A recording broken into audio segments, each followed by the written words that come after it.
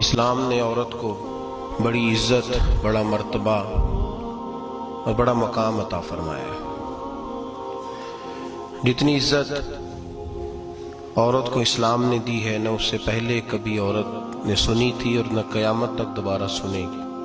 میرے نبی کریم صلی اللہ علیہ وسلم کی تشریف آوری سے پہلے بیٹی کا باپ ہونا لوگ عار کا باعث سمجھتے تھے، گناہ اور جرم سمجھتے تھے۔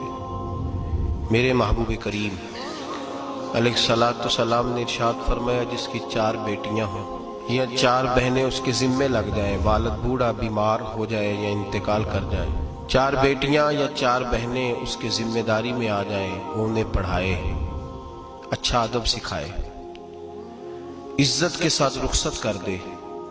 محبوب نے فرمایا، جس طرح میری یہ 2 انگلیاں جڑی ہوئی ہیں اس طرح میرے ساتھ جڑ کے جنت میں داخل ہو جائے گا۔ صحابی نے عرض کی، حضور اگر بیٹیاں 4 نہ ہوں 3 ہوں؟ فرمایا اللہ پھر بھی یہی درجہ عطا کرے گا۔ ایک صحابی نے کہا، حضور اگر 2 ہوں؟ تو میرے قریب نے فرمایا، بھائی اگر 1 بھی ہو تو اللہ پھر بھی یہی شان عطا فرما۔